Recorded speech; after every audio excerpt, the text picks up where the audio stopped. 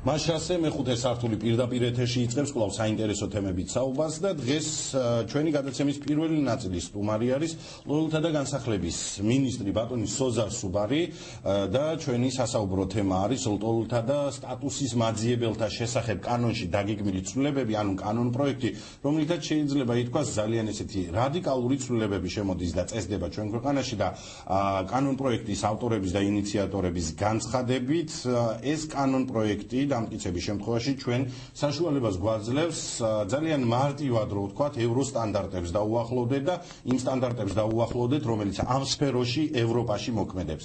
ბატონო სოზარ, მოგესალმებით, დიდი მადლობა რომ გადაცემაში მიიღეთ მონაწილეობას და ჩვენ კითხვებს უპასუხებთ.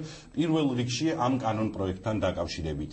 ყველაზე რადიკალური ცვლილება ეს არის სტატუსის მინიჭების პროცესი და ვადები, რითიც სტატუსის მაძიებლები ღებულობენ საქართველოში ცხოვრების უფლებას. მოგესალმებით და მივესალმებით თქვენს მსმენელებს.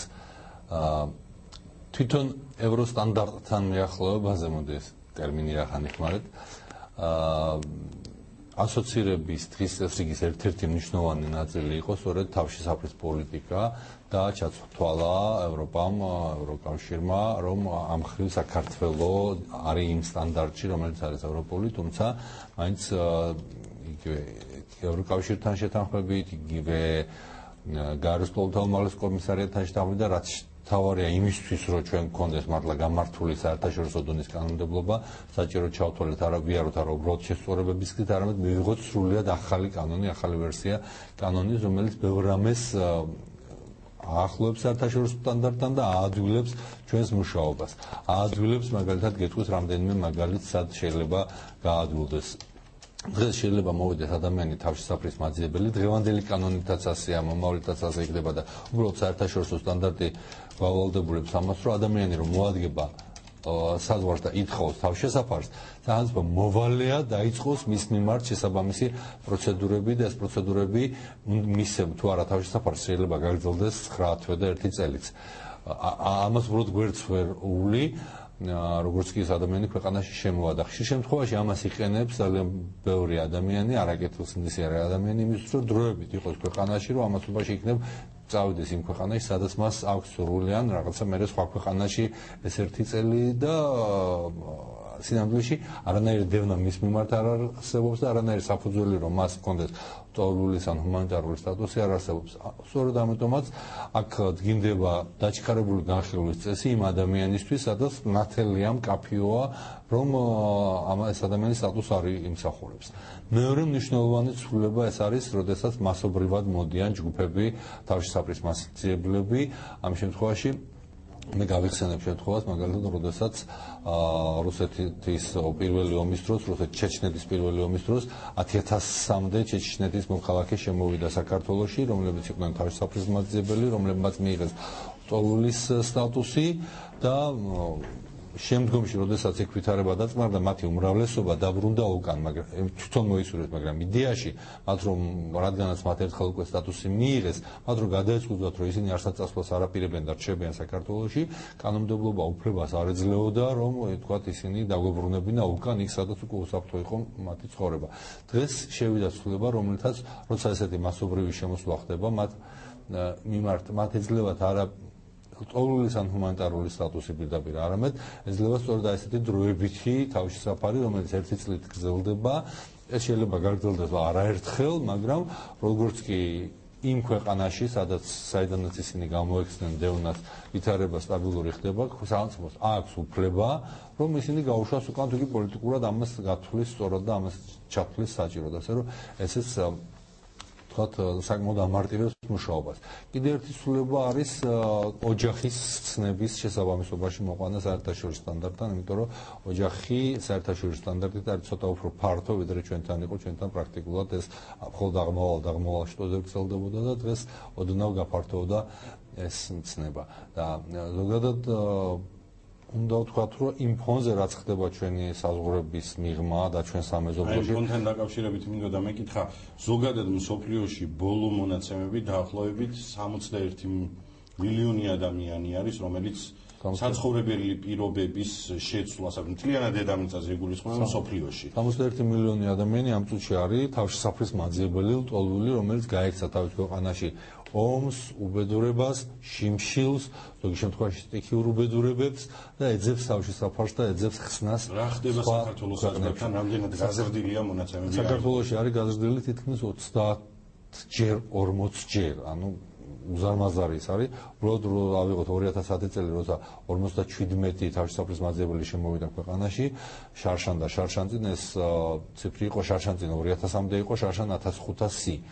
ესენი არიან ძირითადად უკრაინიდან, უпростоრად ესე რომ მივყვეთ თანამიმდევრობით, ყველაზე მეტი რაოდენობა ეს არის ერაყიდან, შემდეგ უკრაინიდან და გაცილებით მცირე რაოდენობა არის სირიიდან. პირველ წელს კი იყო მოზღვავება სირიიდან, მაგრამ მათთვის მაინც მიზანი იყო ევროპაში მოხვედრა და როცა ნახეს რომ საქართველოს გავლით ევროპაში მოხვედრა გაცილებით ძნელია, ვიდრე იგივე თურქეთიდან, დაბრუნდნენ თურქეთში, საიდანაც ისინი შემოვიდნენ, მაგრამ ერაყელების და უკრაინელების უმრავლოდ დიდი ნაწილი დარჩა, თუმცა ამის გარდა არის უამრავი სხვა, რომელიც მოდის თქვა ავღანეთიდან, ბანგლადეშიდან, აფრიკის ქვეყნებიდან და ყველა შემთხვევაში ჩვენ ვართ მოვალე მათ მიმართ გავატაროთ ესეთი სწორი პოლიტიკა.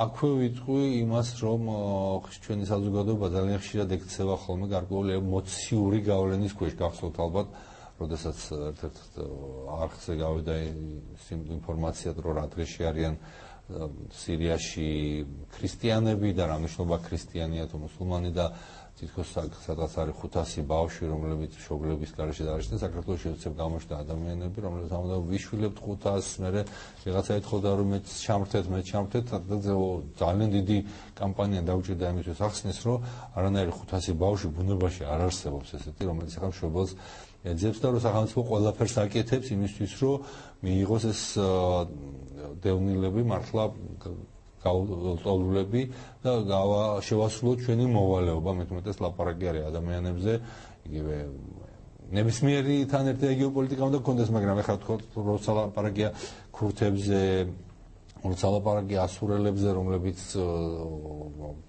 ჯერ კიდევ საუკუნე ნახევრის წინ შეიფარა საქართველომ და დღეს მოდის მათივე ტომის ადამიანი, რაღაცნაირად საზოგადოების განწყობაც უფრო გულღია ხდება. და მეორეს ვეტყვი, საწინააღმდეგო ტალღა, როდესაც თქვათ მოხდა ტერაქტი პარიზში და ზოგადად ეს ტერაქტების საფრთხეზე დაიწყო უფრო გაძლიერებული ლაპარაკი ევროპაში, უცებ გამოჩნდა საზოგადოების ფენა, რომელიც მათ სრულიად საწინააღმდეგო კამპანია წამოიწყო, რომ არ შემოუშვათ, დავკეტოთ, სადაც რა შეება ჩვენი უშიშროება და ასე შემდეგ და ასე შემდეგ და რაღაცნაირად აი ესე კარგია რომ საზოგადოება ესე აკვირდება მოვლენებს, მაგრამ მხოლოდ ემოციაზე პოლიტიკა ბუნებრივად ვერ იქნება დაყრდნობილი. ბატონო სოზარ, ერთი წლით ცვლილებების განხორციელების შემთხვევაში სტატუს თავშესაფრის მაძიებელი საქართველოში სტატუსს მიიღებს ერთი წლით. შემდეგ ეს ერთი წელი შეიძლება განუსაზღვრელი რაოდენობით, ოღონდ იმ შემთხვევაში თუ წლის თავზე სპეციალური კომისია დაადასტურებს, რომ სტატუსის მაძიებლის მოთხოვნა კვლავ ლეგიტიმურია, მის ქვეყანაში კვლავ არეული სიტუაცია. რამდენი უფრო დეტალებში რო გავწეროთ ეს ამ ერთი წლის განმავლობაში რას ღებულობს ის ადამიანი, ვინც ის თავშესაფრის მაძიებელი, ვინც საქართველოში სტატუსს მიიღებს? ძალიან მნიშვნელოვანი შეკითხვაა და ამ შემთხვევაში საქართველოს კანონმდებლობა და ჩვენი პოლიტიკა არის აბსოლუტურად იმაში ევროპულ სტანდარტში ჩდება და საერთაშორისო ნორმებში ჩდება. ცხადია არა მოცულობით. იმიტომ რომ თქვა ეხლა შვეიცარიაში რომ ადამიანს აძლევენ ლტოლული სტატუსი, იმას გაცილებით მეტი დახმარება აქვს ბუნებრივია გერმანიაში, ვიდრე საქართველოში, მაგრამ ყველაფერი შედარებითია, ხო? ჩვენთან ადამიანი, რომელიც იღებს ლტოლული სტატუსს, უბრალოდ რა დღესაც რეგისტრირდება თავშესაფრის მაძიებლად, იმ დღიდან მოყოლებული. მას აქვს აბსოლუტურად იგივე დაზღვევის პაკეტი, სამედიცინო დაზღვევის, რაც აქვს საქართველოს მოქალაქეს. ის თითოეული წევრი ოჯახის, თითოეული მოქალაქეები იღებს 55 ლარს დახმარებას, ანუ იმდენივეს, რასაც საქართველოს დევნილი ოკუპირებული ტერიტორიებიდან. ცხადია ეს არის 10 ჯერ და შეიძლება 50 ჯერ ნაკლებიც ვიდრე განვითარებულ ქვეყნებში, მაგრამ ვიმეორებ ეს არის იგივე, რასაც იღებს ქართველი დევნილი. მათ ვაკმაყოფილებთ თავშესაფრით. ხშირ შემთხვევაში ეს არის დროებითი თავშესაფარი, რომელიც ჩვენ 60 კაცზე იყო და ახლა კიდე 72 კაცზე დაემატა შეერთებული შტატების მთავრობის დახმარებით მარტყოფში, ადან უქირავს ბინას ქირის ბინის ქირავების საკითხში ჩვენ გვეხმარება გარის ყოველდღიურ უმაღლესი კომისარიატი და პრაქტიკულად აქ სახელმწიფო არ იღებს მონაწილეობას, იმიტომ რომ ამ შემთხვევაში იმათ აქვთ ეს თანხები და საერთაშორისო დახმარებაა ჩავთვალოთ ჩვენი ქვეყნის მიმართ. თუმცა უამრავი ოჯახია, რომლებსაც ეს დახმარება არ სჭირდებათ, იმიტომ რომ მათ აქვთ ფინანსური შესაძლებლობები და ყოფილა შემთხვევები, როდესაც აღმოგვიჩენია, რომ ადამიანს, რომელსაც იგივე სახელმწიფოს დახმარება ესეც ყოველდღიურ უმაღლესი კომისარიატი რო გვეხმარება 300 ლარს ვუხდით, სინამდვილეში ცხოვრობს ბინაში, რომელიც 500-600 დოლარი რა დაქვს დაქირავებული, ასეთ შემთხვევაში და დანარჩენ თვითონ ამატებს. ამ შემთხვევაში ჩვენ ეს დახმარება შეგვიწყვეტია ჩვენი დამატებით დახმარება რაც იყო. ვეხმარებით განათლების მიღებაში, ვეხმარებით რომ საბავშვო ბაღში მოეწყოს განათლების მიღება ამ შემთხვევაში ხშირად უცხო ენოვანი ქართული ენის სწავლების კურსები გვაქვს მათთვის და დღესაც მზად იქნებიან სკოლაში, ჩვეულებრივ სკოლაში გააგრძელონ სწავლა, ჩვეულებრივად ეწყობიან სკოლაში. საქართველოში მოქმედი საგანმანათლებლო პროგრამით მიიღებენ განათლებას. ასე რომ ამ ხრივ საკმაოდ კარგი პროგრამები გვაქვს მათი ინტეგრაციისთვისაც და იმისთვის, რომ ის მინიმალური საჭიროება გქონდეთ. ერთი წელი გავიდა კომისიამ უნდა მიიღოს გადაწყვეტილება, იკრიბება კომისია, რა კრიტერიუმებით მოხდება მსჯელობა შემდგომში უკვე სტატუსის გაგრძელებასთან დაკავშირებით. რა უნდა გაითვალისწინოს კომისიამ და საიდან უნდა რა წყაროებიდან უნდა მიიღოს ინფორმაცია კონკრეტული ადამიანისა და მისი ძირეული პირველი საცხოვრებელი ქვეყნის შესახებ. ამისთვისაც ჩვენთან შეიქმნა ესეც მოთხოვნა იყო და ჩვენც უნდა შევქმნათ როგორც წესი, მაგრამ როგორც ხშირად ძალიან ხშირ შემთხვევაში არის, რომ საერთაშორისო მოთხოვნა და რეალური საჭიროება ემთხვევა ერთმანეთს, ეს ერთ-ერთი იმ პაკეტში ასოცირებასთან დაკავშირებით იყო მოთხოვნა, რომ შეიქმნა სპეციალური სამმართველო, რომლის მიზანი არის წარმოშობის ქვეყნებში ვითარების შესწავლა. ეს არის ღია წყაროებზე დაყრდნობით ბუნებრივია, ყველამ ვიცით რაც ხდება ინტერნეტით, ტელევიზიებით, თუმცა ძალიან ხშირ შემთხვევაში ჩვენ გვიხდება თანამშრომლობა სხვა სამსახურებთანაც, რომლებსაც შეიძლება გაცილებით სხვა და დახურული ინფორმაციები გქონდეს. ხო, შეიძლება ეს არ გქონდეს ჩვენს სხვა სპეცსამსახურებს, მაგრამ ისინი თანამშრომლობენ თავიანთ კოლეგებთან და იქიდან შეუძლიათ ინფორმაციის მიღება, რომელიც ბუნებრივია, აი ამ ნაწილში ჩვენთვისაც შეიძლება გახდეს ხელმისაწვდომი. ბატონო სოზარ, რა სტადიაზეა კანონ პროექტის მიღებამდე, რა ეტაპებია გავლილი? კანონ პროექტი არის თუ არა უკვე ინიცირებული პირველ რიგში პარლამენტში და რა ეტაპები აქვს მას გასავლელი და ყავთ თუ არა ოპონენტები, იმიტომ რომ მე საკმაოდ ხშირად და საერთოდ ნებისმიერი ჟურნალისტი როცა კონკრეტული საკითხი და კანონ პროექტით ინტერესდება, პირველ რიგში ალბათ ინტერესდება იმითაც, რომ მედიაში გაჟღერდა თუ არა ინიციატორთა ოპონენტების მოსაზრება. ამ კანონ პროექტთან დაკავშირებით მე თქვენი ოპონენტების პოზიციები ვერსად ვერ ნახე. ან კანონი არის ძალიან კარგი და ოპონენტებს მიზეზი არ აქვს საუბრის, ან ბოლო დროს განვითარებული მოვლენის ფონზე ყურადღების მიღმა დარჩათ. ეგეც ხდება ხოლმე, მაგრამ მოდი ჯერ კანონ პროექტზე გიპასუხოთ და მე რა ხდება ხოლმე ძალიან შემთხვევაში, მაშინაც კი როცა ყველასთან შეთანხმებულია თქვენი რადიოს თუ თქვენი სააგენტოს მაგალითს მოვიყვან ერთს, რაც მე გადამხდა ჩემს წინა უწყებაში მუშაობის დროს. ამ კონკრეტულ შემთხვევაში წელიწადზე მეტია, თითქმის 2 წელი ამ კანონ პროექტზე მუშაობა მიმდინარეობს. მაშინ ჩართული იყო ძალიან ბევრი საერთაშორისო ექსპერტი, გაეროს უმაღლესი კომისარიატის, ევროკავშირის ექსპერტები, გავლილია პარლამენტის წევრებთან, გავლილია და შეთანხმებული არასამთავრობო ორგანიზაციებთან და მართლა ჯდება ყველა საერთაშორისო სტანდარტში, ასე რომ წინააღმდეგობა არ უნდა იყოს. თუმცა მოგეხსენებათ, ყოველთვის გამოჩნდება ხოლმე ადამიანი, რომელიც რაღაცის წინააღმდეგია. ხა რატო ვთქვი წეგან მაგალითი? წინა ხელისუფლების პერიოდში კარგად გახსოვთ, როგორ ხდებოდა ციხეებში ხელკეტების გამოყენებაც, გაზის გამოყენება 2006 წლის 27 მარტს იყო, ხო, თორცდები ამბოხი, როდესაც იქ ვიყავი პირადად და ჩემ თვალწინ იყო ეს გაზის გამოყენებაც, ცეცხლსასროლის გამოყენებაც, ხელბორქილების როგორ გამოჰყავდათ ადამიანი, ეს ყველაფერი არის საჭირო, აუცილებელი, უბრალოდ არ უნდა გამოიყენო გადამეტებული ძალა, მაგრამ ეს არის ნებისმიერ ცივილიზებულ ქვეყანაში, მათ შორის თუ საჭიროა ცეცხლსასროლი იარაღის გამოყენებაც, მოდი არ იყო გაწერილი კანონში. ჩვენ ვიმუშავეთ თითქმის 1 წელი. ევროკავშირის ექსპერტი იყო უშუალო ჩართული, ვინც ამ კანონ პროექტს მუშაობდა 1 წლის განმავლობაში, რომელიც აქ საქართველოშია. გავლილი იყო ყველა არასამთავრობო ორგანიზაციასთან, ვინც ამ სფეროში მუშაობს. გავლილი იყო სახალხო დამცველთან. სამჯერ მოვაწყოთ დიდი კონფერენცია, მათ შორის ორჯერ ხორთიერთმერიოდში ერთხელ გუდაურში, სადაც ყველაფერი გავიარეთ. ყველაფერი იყო შეთანხმებული, ყველა დეტალი, ყველა დეტალი. კამათი იყო უამრავი, ყველა დეტალი. მე თვითონ ვესწრებოდი ან ჩემი მოადგილე გიგა გიორგაძე. მოკლედ, როცა პარლამენტში გაიგზავნა, აღმოაჩინა თქვენმა ჟურნალისტმა, რომ რაღაც ესეთი კანონი შევიდა და იქ ამოიღო ერთი ფრაზა, რომელიც სათაურში გაიტანა. არა, რომ სამინისტრო აკანონებს ციცაკის გაზის გამოყენებას ციხეებში. ატყდა ხმაურე, ეს ციცაკის გაზი არაფერი არ არის ჩვეულებრივი შემოსადენი გაზი. რაღაც არის. სხვა ტიპის რაღაცას ერთგვარია სხვა გაზი, მეორე ქვია ციცაკის გაზი და დაშვებულია სოფლის უმრავლეს ქვეყანაში. ატყდა ხმაური, რომ სამინისტრო წამებას აკანონებს. ჟურნალისტები გამოენცნენ, რომ წამებას ვაკანონებთ. ერთ-ერთმა არასამთავრობო ორგანიზაციამ, რომელიც უშუალოდ ჩართული იყო ამ განხილვებში, ვერ გაბედა ეთქვა, რომ არაფერი არ ხდება და ყველაფერი ნორმალურად არის. სახალხო დამცველმა გამოაქვეყნა უზარმაზარი რეკომენდაცია, სადაც მოგვიწოდა, რომ დეტალურად უნდა იქნეს გაწერილი კანონში და კანონქვემდებარე აქტებში როგორ უნდა მოხდეს ამის გამოყენება. ეს ყველაფერი იყო შეთანხმებული, მაგრამ აი თქვენს მიერ სათაურში გატანილმა ერთმა თქვენი სააგენტოს მიერ რამეს კი იმ ბრალს კი არ გიდებ. ძალიანაც კარგია, გამოიტანა, მაგრამ გამოიტანა, ჟურნალისტური ისია მეტი ყურადღების მისაქცევად. ფერად ვერ გაბედა თქვა, რომ ეს არის ნორმალური იმ ადამიანის გულს, რომელიც ჩართულია თქვა, როცა საზოგადოება შენგან ელოდება აღშფოთებული პოზიციას, მე მგონი საქართველოში ნელ-ნელა სირთულად გინდება, რომ თქვა, რომ ეს საკითხები უკვე გავლილია, შეთანხმებულია და აქ ვერანაირ პრობლემას. მე თვითონაც ვიყავი არაერთხელ ასეთი წნეხის ქვეშ.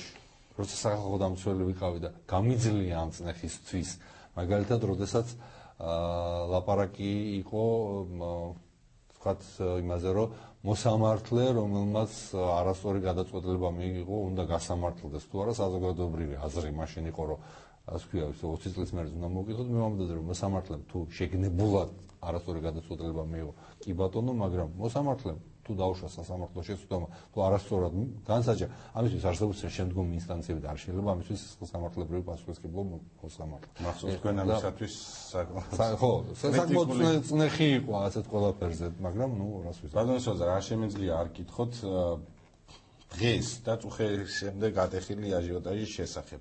თქვენი მოსაზრება იმის შესახებ, რომ საქართველოს ხელისუფლებაში, ანუ სტრუქტურებში, ზოგიერთი სამინისტრო უნდა გაუქმდეს, ზოგიერთი უნდა შეერთდეს, ანუ უნდა მოხდეს ცვლილებები, სტრუქტურული ცვლილებები. თქვენი მოსაზრება როგორია ამასთან დაკავშირებით? იდეაში, რა თქმა უნდა, სტრუქტურული ცვლილებები ყოველთვის შესაძლებელია და ყოველთვის საჭირო რაღაც განვითარებაზე ფიქრი.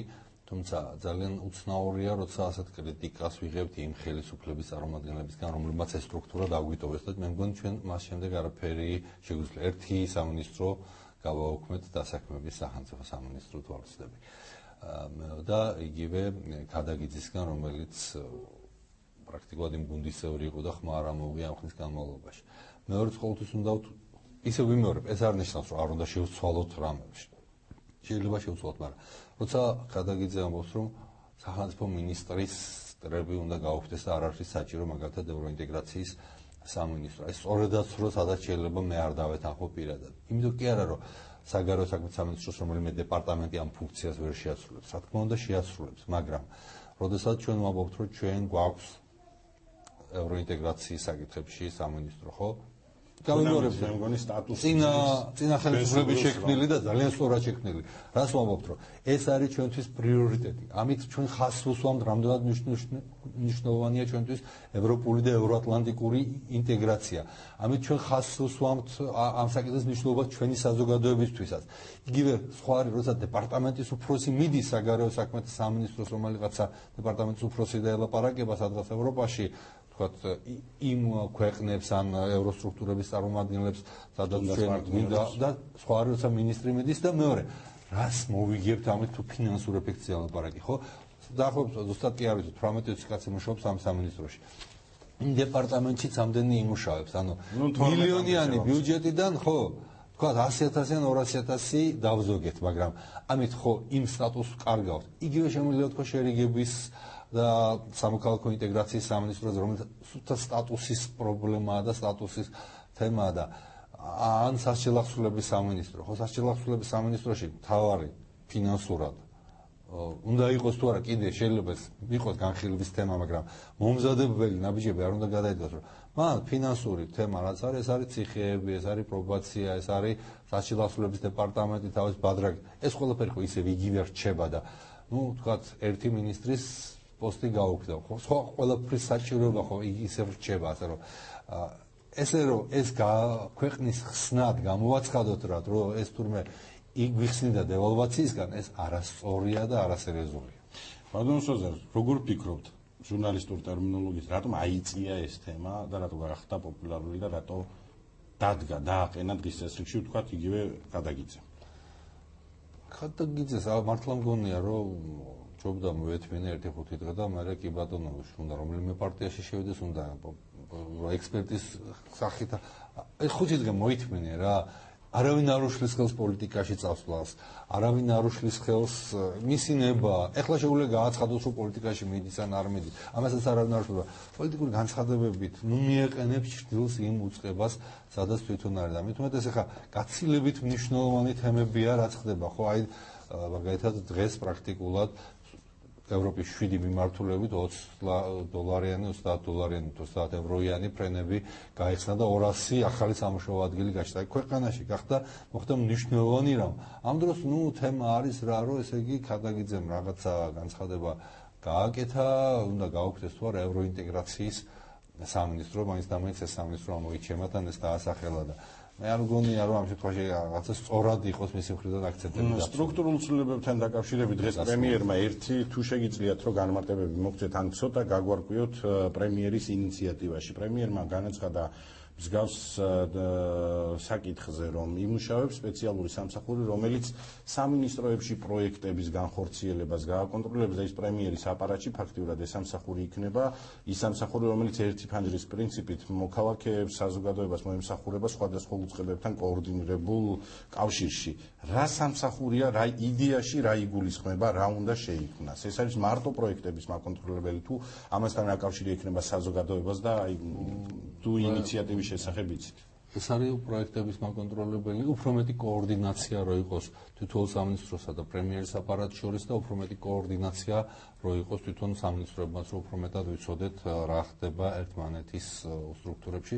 სხვათა შორის ბატონი გიორგი კვირიკაშვილი როგორც კი დაინიშნა პირველი რაც გააკეთა ყველა სამინისტროს და არა მხოლოდ სამინისტროს, არამედ იგივე აჭარის მთავრობის, თბილისის მერის, ყველა ესეთი სერიოზული სტრუქტურის სამხარო მოსმენები ჩატარდა, სად რა ხდება და რა მიმართულებით მოძრაობს და რა არის ის ყველაზე მნიშვნელოვანი, სადაც გარღვევა გვაქვს და გარღვევა გვაქვს დადებითი თვალსაზრისით და სადაც ყველაზე მეტი პრობლემა გვაქვს და ყველაზე მეტად ვიჭირს და ეს კარგი იყო, იმიტომ რომ მიუხედავად იმისა, რომ მთავრობაზე სკვირაში ერთხელ მინიმუმ ვიკრიბებით ერთმანეთს უსმენთ, ასეთი ანალიზების მოსმენა მივად საჭიროა და კარგია და ეს იყო ძალიან კარგი. თუმცა ეს არ არის ბუნებრივია საკმარისი, იმიტომ რომ ასეთი მაკოორდინირებელი ორგანო, რომელსაც ყოველთვის ეცოდინება სად რა პრობლემაა, არის ძალიან კარგი. ახლა თქვენ მოგეხსენებათ რა ცვლილებები გატარდა იგივე ხელისუფლების შესვლის შემდეგ, ხო?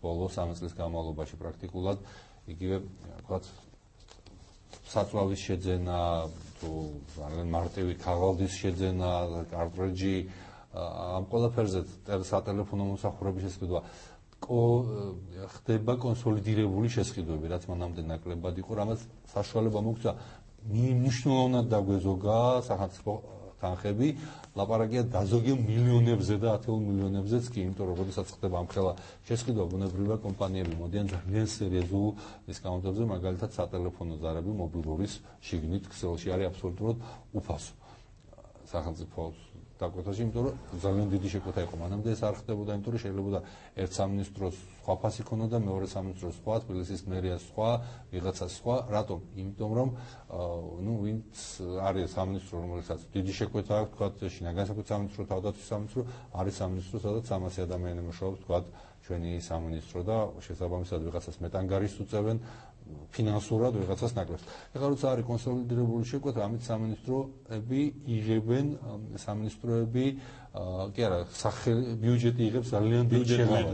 მოგებაში რჩება ასე. ბუნებრივია. იგივე შემიძლია ვთქვა შესყიდვების სამსახურთან დაკავშირებით, რომელიც აბსოლუტურად კონსოლიდირებულია და ნებისმიერ შესყიდვა ერთიანი ფორმით, ერთიანი მეთოდით და ერთიანი მკაცრი კონტროლით ხორციელდება სახელმწიფო შესყიდვების სამსახურის. ბატონო სოზარ, ჩვენი დრო იწურება, საკმაოდ ვთვლიდი რომ დიდი დრო გქონდა და მოვასწრებდით ბევრ თემაზე საუბარს, მაგრამ არ მინდა გადაცემა ისე დავასრულოთ პირველი ნაწილი, რომ არ ვიკითხოთ დღეს ჩატარდა კვლევების პრეზენტაცია, რომელიც ეხებოდა დევნილთა საარსებო წყაროებით უზრუნველყოფას. უფრო მარტივი ენით რო ავხსნათ, რა კვლევა ჩატარდა და რა შედეგები დაიდო ამ მიმართულებით. პირველ რიგში საერთაშორისო ორგანიზაციებიც და ქართული არასამთავრობო ორგანიზაციებიც ძალიან ხშირად მოგვიწოდებდნენ, რომ შევწყვიტოთ ესეთი როგორც ტერმინი არ დამკვიდრებული და გამოვიყენებთ თქვენს გადაცემაში ამ ტერმინისგან მე განმარტავ სტატუსზე დახმარებული სტატუსზე დაფუძნებული დახმარება. ანუ დახმარება, როცა 55 ლარს ან ადრე 28 ლარს იღებს ნებისმიერი დევნილი. რომ ეს არ არის სწორი და ეს უნდა გავუყოთ სხვანაირად, რომ იმას, ვისაც ჭირდება დახმარება, მიიღოს უფრო მეტი და ვისაც ჭირდება ნაკლებად ჭირდება დახმარება, უნდა მიიღოს ნაკლები. მაგალითად, სიტყვაზე მე მყავს ორი მოადგილე დევნილები, ხო და ძალიან ბევრი დევნილი მუშაობს სამინისტროში, დეპარტამენტის უფროსები არიან, აქვთ საკმაოდ მაღალი შემოსავლები. მათ და მათი ოჯახის წევრებმა თუ ამის საჭიროება არ არის, არ უნდა მიიღონ ეს დახმარება. ისინი არ იღებენ თუ 1250 ლარზე მეტი აქვთ. ესეც პირველი ნაბიჯი ამ მიმართულებით გადაიდგა, მაგრამ დღეს ესენი გვეუბნებიან, რომ მოდი რა, უფრო შორს წავიდეთ და დავეხმაროთ. მთელი ეს ფული რაც არის ამისთვის გამოყოფილი, მიმართოთ იმაზე, ვისაც ყველაზე მეტად სჭირდება და არა იმაზე, რომ ყველას თანაბრად კონდეს და ცოტ-ცოტა და ვიღაცისთვის შეიძლება ბოლო ლუკმა სამითი ყიდულობს და ვიღაცას კიდე არაფერში არ სჭირდება, უბრალოდ იღებს, იმიტომ რომ ბარემარი და რატომ და თქვა ვარიო. უბრალოდ ჩვენ ჩავთვალეთ, რომ თუ ამ ნაბიჯის გადადგმაზე წავალთ, ჯობია წინასწარ ჩავატაროთ სერიოზული კვლევა, რაც გამოიწვევს ეგ და რა შედეგები შეიძლება ამას მოხდეს. თქვათ ერთ-ერთი მნიშვნელოვანი პასუხი დღეს ის იყო, რომ დაახლოებით 50%-ისთვის ეს საკმაოდ მნიშვნელოვანია და დაახლოებით მეოთხედისთვის შეიძლება ითქვას, რომ შემოსავლის ძირითადი წყაროა ერთადერთი თუ არა. ესეც გვიბიძგებს იქითკენ, რომ თქვათ, რომ თუ ადამიანს რომელსაც არ სჭირდება ეს დახმარება, იგივე ერთადერთი წყაროვისთვისაც არის იქით, რომ მიემართოს უფრო მეტი, ეს იქნება შეიძლება უფრო ადეკვატური იყოს. ეს არ არის ის რეფორმა, რომელიც შეიძლება ერთ დღეში გავატაროთ, ბევრი უნდა ვიფიქროთ, რომ ნაკლები შეცდომა დაუშვათ და არ აღმოჩნდეს მე როცებ, რომ ადამიანების რაღაც ნაწილი ძალიან მძიმე დღეში ჩავარდა. ეს ერთი მნიშვნელოვანი. მეორე, რას ითხოვენ ადამიანები სახელმწიფოსგან, ხო? უფრო მეტი აქცენტი არის ბინაზე, თუ უფრო მეტი არის შემოსავალზე და აღმოჩნდა, რომ ძალიან ბევრი დევნილისთვის სწორედ შემოსავლის წყაროები არის ძალიან ერთ-ერთი ყველაზე სერიოზული მოთხოვნა. შეიძლება ეს განსაკუთრებით მას შემდეგ არის, რაც შარშან თითქმის ერთი წლის განმავლობაში 11000 ოჯახს დაუკანონდნენ ის საცხოვრებელი. თქვენი საბინაო პოლიტიკა ამ შემთხვევაში თითქმის საჩვენებელი არის და საკმაოდ აქტიური მუშაობა გაწიეთ ამ მიმართულებით. სამწუხაროდ ჩვენი დრო ამოიწურა. დიდი მადლობა, რომ მეხუთე სართულის კითხვებს პასუხობდით. ჩვენი გადაცემის პირველი ნაწილის სტუმარი ბატონი სოზარ სუბარი იყო. ჩვენ რეკლამის შემდეგ დავბრუნდებით ეთერში და ჩვენი სტუმარი იქნება თბილისის მერის მოადგილე ირაკლი ლექვინაძე.